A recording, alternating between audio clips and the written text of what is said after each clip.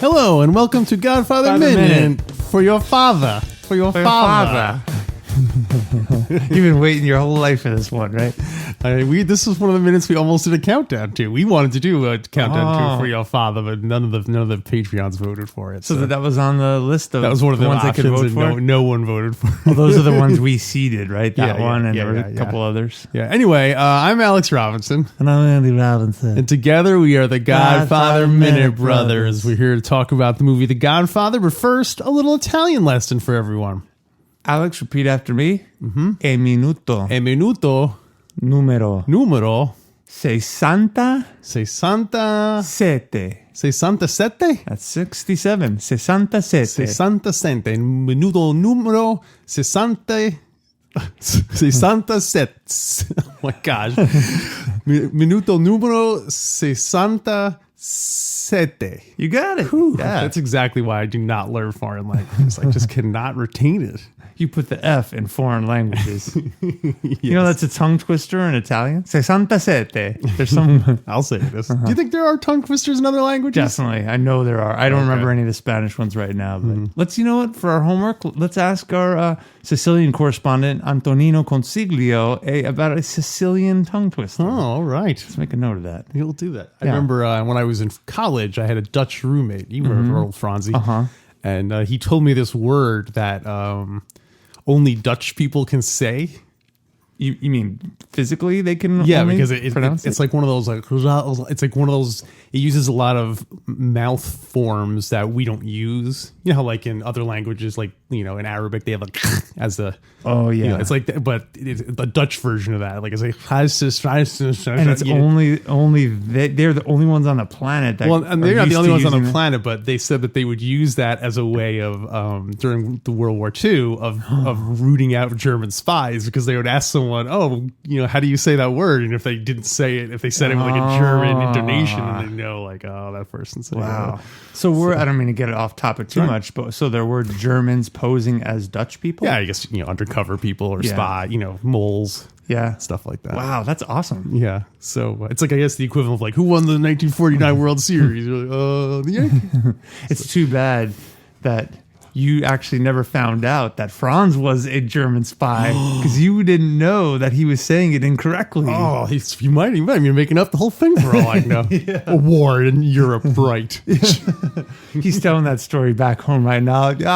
I convinced the ignorant Americans that there is only one way to say this Dutch word. Ignorant fools. I love your Dutch accent. I mean, it was kind of, I don't even know what it was. I don't know if it was Dutch or German. It almost sounded oh, these stupid Americans don't know what they're doing. But what is that? What accent I don't know. It's like a character from something. Definitely from something. Yeah. Anyway, we're here to talk about The Godfather, believe it or not. We're here to talk about minute 67. Mm-hmm. It's a good one. Summer of the Minute of Love, minute 67. Minute 67 has Mikey sending Enzo the baker to stand out in front of the hospital. Mikey returns to the Don's room and he tells him he's with him. He's with him now. Mm-hmm. And the Don wells up in tears as a reaction to this. Well, I got a few questions, Alex. Yes? Let's start with those crocodile tears. Were they real tears? Yes. Really? You think Brando conjured up tears? Oh, I thought you meant was the Don fake crying? Oh, you thought like in the story was the Don like, I'm going to act like I'm really no, I don't. But I don't think it doesn't look. If it was really him fake crying, it looks terrible. Maybe it is him. Maybe it is really him doing it because it just looks so not dramatic. Funny. Like you just see I didn't even notice he was crying for the first time. Yeah. Like until like we were watching it with this minute detail. I thought it was IV fluid overflowing through his eyes because the nurse his mouth. Well, the nurse got all shaken up after Michael had to move him. She really pushed OD'd on IV fluid. Yeah. because I feel like if it really was a tear, then they would have shown it like start from his eye and roll down his cheek. You know what I mean? Yeah. Well, that would have been cheesy, though. But the fact that they cut from him not crying to Michael's face to then suddenly him having tears in his eyes seems a little fishy to me. I have a theory. Yes. Maybe we need some theory music. Like all mysterious music. My theory is the Don is crying because he got shot, so he can't speak yet. He can't articulate. He's just too weak. His voice is weak. But he's crying because the hospital does not serve Sanka. Oh, he's dying for Sanka, and he's not getting the endorsement money that he was in contract to get. He pulls Michael close. He just whispers in his ear, Sanka. Yeah, I'm with you. I'm with you, Pop. Yeah, I'm here. Still Sanka. Sanka. No, you don't have Rosebud. Sanka. Or you be God. You be Don Corleone. I'm with you, and I'll be Mikey. Action. Okay. I'm with you here. I'm with you now, Pop. Oh, good, Michael. I always wanted you to be here for this today. No. You're weak, and you just barely get out Sanka. Oh, okay. I was going to say Sanka. Okay. Yeah, and you got to just whisper. Set me up again. All right, take two. Yeah, Pop, you got nothing to worry about. I'm with you here now. I'm gonna take care of you. Sanka. No. You don't have to thank me. I'm your son. I'm here for you now, Pop. Sanka. Coffee. Nurse, my Pop's coughing. He's gonna start coughing. He wants to thank you for moving him, protecting him. Beverage.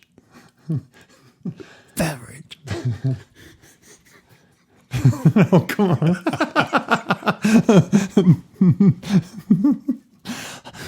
Coffee endorsement deal. Like you said, what could he have done with beverage? Yeah, Pop, we got a lot of leverage. There you go. Yeah, we still got leverage, Pop. As long as you're alive. Word rhymes with it, you just go with it. As long as you're alive, Pop, we got leverage over Salazzo. That was fun. We should do that more. Yeah, we should do those kind of little bits. So wait, is that the theory part? Or no, my theory was just he was crying because yeah. Have you ever cried because you've craved something so much and you just didn't have it? Yeah. There was one time where I really wanted heroin. I could not find it anywhere. Why don't you come talk to me? Why don't you come ask me? Why don't you come ask me for those? You go to strangers first. Why do you go to strangers? There's a lot of money in that white powder. No, but seriously, have you ever literally cried because you couldn't get what you wanted? Probably not since I was a little baby.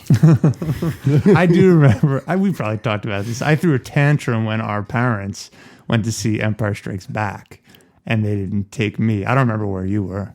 Did they take me? I don't remember where you were. Huh. Yeah. And I was just crying. So Wow. It was the only tantrum I remember throwing. But I don't know. I must have been kind of old. Well, you know what? I'm going to scrub this out. I'm going to cut this out. Well, it was 1980, so you would have been what, like 7.5? Yeah, about that. Yeah, I can see. That's a little old for tantrum. But considering the significance of that event, yeah, you can't blame me for shedding some tears. Yeah, see, I think that makes you actually look better in retrospect because it's a great movie. It's not like you were saying, true. they wouldn't take me to see, Herbie the Love Bug or. Oh, I know. I cried then. I couldn't watch. I cried Give Me then. a Break.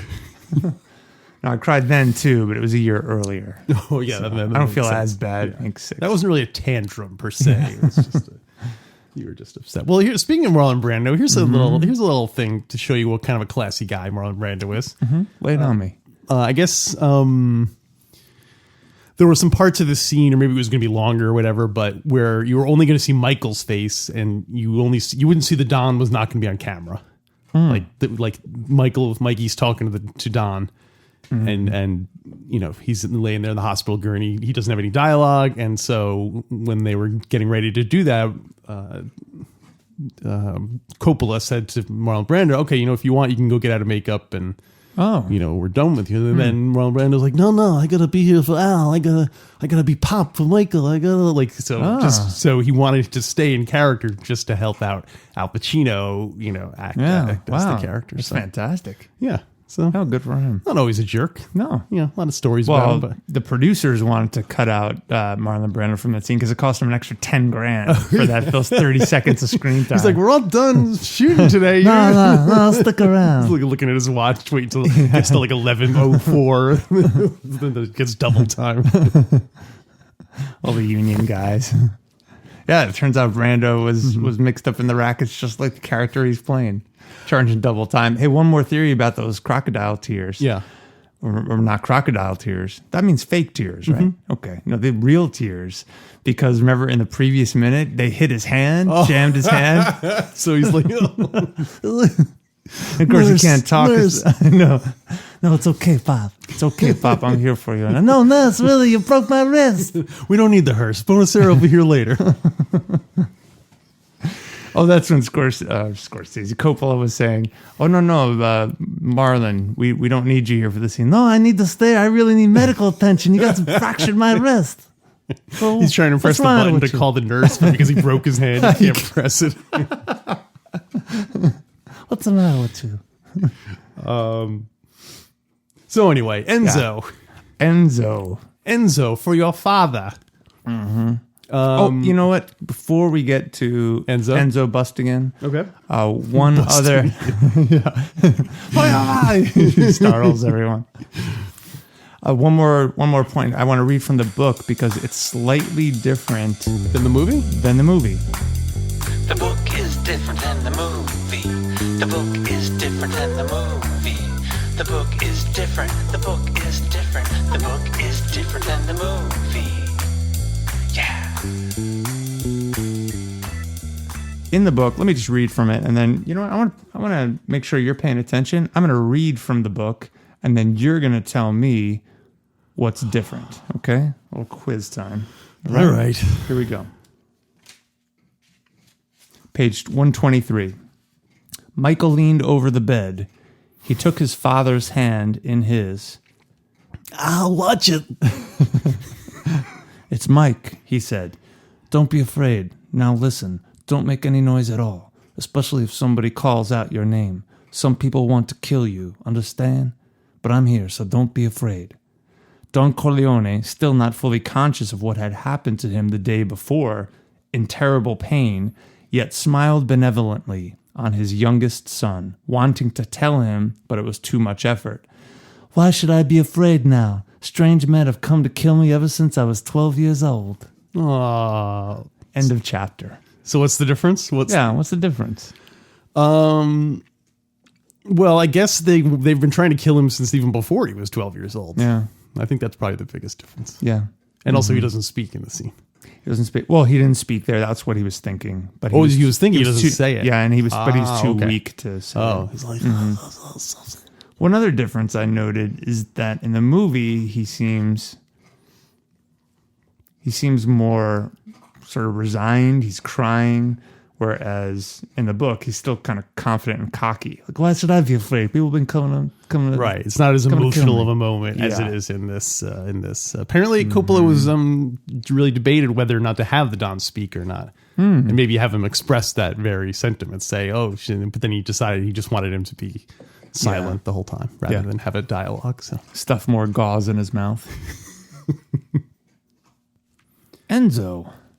Well, so wait, and as long as we're talking about Pop and Mikey, so this is a big pivotal moment for Mikey because he's saying, "Oh, I'm with you," not just he doesn't just mean in the sense of like at the hospital. He means he's with him now, like as part of the crime family. Yeah. So It's very significant. it's a big moment. Yeah.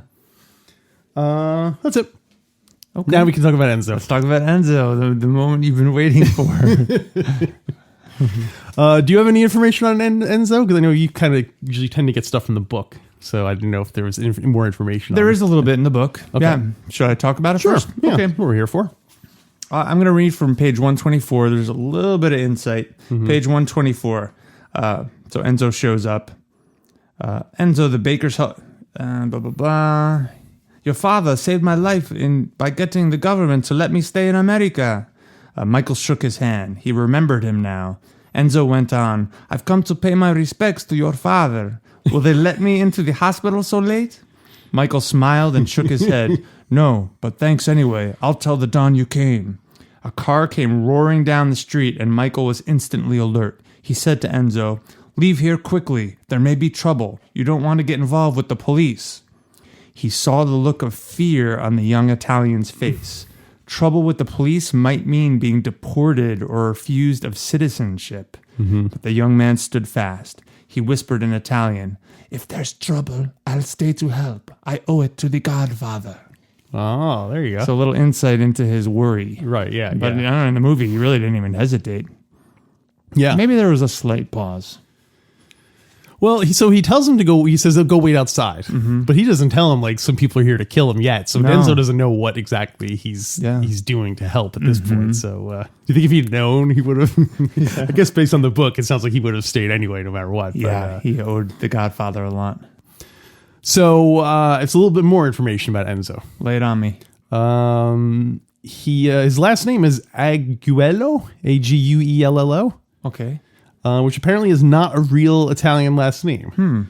And the internet was speculating that his name might have been, I don't know how you say it, Augello. Augolo? Maybe, yeah. Which is a real Sicilian name, and they're wondering if that was like a Ellis Island kind of The old thing there, switch, the old immigrant switcheroo. So after Nazarene retires in the 50s, Enzo takes over the bakery. That's right. From his father-in-law. From his father-in-law. And then as a show of his devotion, to thank Enzo for his help in these matters, Mikey hires him to be the head pastry chef at his Las Vegas casino, Castle in the Clouds. Oh, excellent. So Enzo gets to... and then I didn't realize, he is in Godfather III. I heard he's the only, or maybe he's one of only 3 actors that are in all 3 movies. I don't think he's in 2, is he? I don't remember. I mean, this was years ago. Someone had told me that. Yeah. We should look that up. Yeah, we should look. Or maybe he's only in 1 and 3. Maybe he's only a few. I think he's in 1 and 3. 1 and 3, maybe. That might be more unusual. I can't think of any scenes he'd be in 2 unless he were invited out to the Tahoe compound for that opening party. Yeah. So look for him in Godfather 3. Yeah. And because he's definitely in a scene with Zaza. Zaza. That'd be great if you made pastries for Joey Zaza. Spelled out Z-A-S-A. Oh, like in pastry form? Like pastry cream or a cake. So the actor who plays Enzo, his name is Gabriele Torri, Torrey. Hasn't done very much other than this. He was in a couple of Italian movies, but he was in this movie called Crazy Joe, which I never heard of. And I was like, what is this movie? And it's one of his, I think it's his only other American credit, this guy. Is he Sicilian? Is he from Sicily? Italian. Okay. Yeah. I think it's just Italian. I don't think he's Sicilian. So in this movie, this movie is Crazy Joe. It's a mob movie. And he plays a guy named Cheech, which I thought was kind of funny that he plays the same guy who, But the cast of this movie is crazy. The star of the movie is Peter Boyle. Okay. It also has Henry Winkler, Rip Torn, Michael Gazzo, who you might know better as Joey Zaza. No, close as Frankie Five Angels. Oh. Hervé Villachez and Eli Wallach, who's also in Godfather III. Well, what year did this come out? 1974. Wow. Crazy Joe. Crazy Joe. It's Peter Boyle is a gangster. I don't know if it's based on a true story or not. And it's the preview looked amazing. It's one of these like 70s like exploitation. He was teamed up with the baddest man in Harlem. Not good. Well, but I mean, it looked. If you're into those kind of movies, it looked great because it's car chases and guys shooting each other and people beating each other up and stuff like that. But so Crazy Joe. I mean, we should add that to our list of possible movie review things. That sounds great. Who did Enzo play in that? He played a Cheech. Dude, but what was Cheech's character? Oh, I'm assuming he's just like a mafia enforcer type guy, or It'd be great if he only plays pastry chefs. He got typecast as. Did he get typecast, or was he just a really good pastry chef and then fell into acting as a side? Exactly. Yeah, you don't know. So, yeah. Well, that's all I have for minute 67. Let me see if I have any more. Oh, I wanted to ask you, why does he say it twice? For your father? Yeah. And before you answer that, well, because Godfather and then Godfather 2. Oh, yeah. And then when he realized he was cast in the third one, he says it has to say 3. But if you didn't notice, when Mike says, "Oh, go wait outside," he says, "Okay," and then as he's leaving, you hear another "Okay." He says that twice too. Oh, wow! I played it twice. I want to make sure I heard it right. Do you think it's maybe an echo of that empty hospital? Like it's for your father, for your father, for your father, for your. Okay. The Enzo, the baker, the baker, the baker. It is a very empty hospital. Yeah, it's true. Yeah, they don't make hospitals like that anymore. And I wonder if this was an accurate portrayal of what hospitals were like. Like if you went to go to visit someone in the hospital at night, was it literally this empty? There's like no one there. Well, they definitely, the goons and where the cops sent a lot of people off, made them leave. Right, but like you think there would be other nurses and other staff. like, you know, people visiting other people. It's just weird that there's, I mean, obviously they're trying to increase the tension. Although would that make it more tense if there were a lot of people walking around, because then you wouldn't know who was friend and who was foe. Yeah, it might be harder. So yeah. Whereas if there's no one there, you can hear everyone, and it's more like a bunker. Yeah, if the Turk was clever, but we know he's not that clever. He's not that smart. But he would have had someone dress up as a male nurse and go in there and kill the dog. It should have been like the Turk wearing a dress, a nurse's outfit. Yeah, like Klinger from MASH. So who would have been a good of the characters in Godfather 1 or 2? Who would have been the best person to infiltrate the hospital discreetly to commit that assassination? Well, so like for example, could Solozzo himself have pulled off the part of a doctor?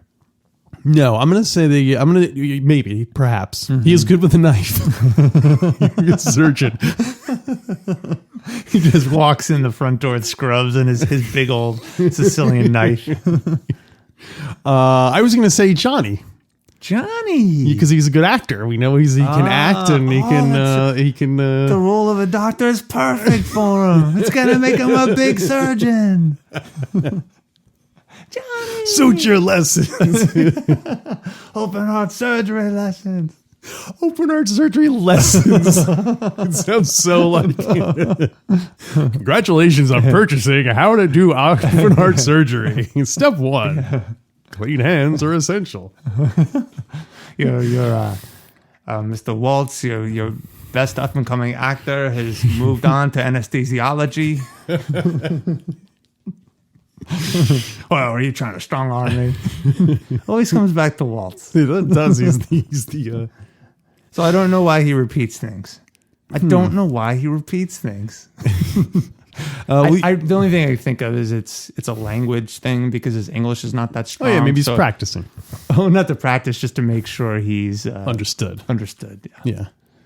That's what I think is for your father. For the okay, I think is him testing out new phrases and stuff. Yeah. So okay, yeah. America, okay, I love you, America.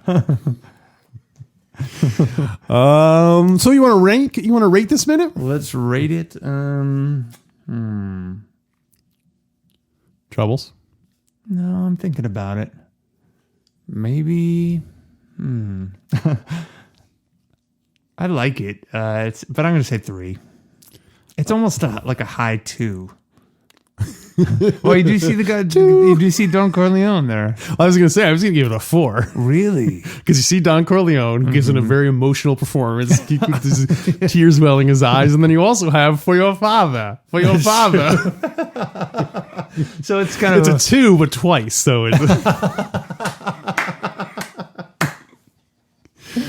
So yeah, that's you're kind of rating it based on just overall experience because we joke around about that. But as a freestanding minute, well, it's always a subjective judgment, so it's not And Michael does. It's a turning point for Michael. It's true. It is a big. Only taking it from a critic's perspective. Yeah, it is. It is a key scene. I mean, I guess it's not that exciting, but there's a lot going on under the surface. Yeah, yeah. You have Enzo, trying to make it as an immigrant in today's rough and tumble world.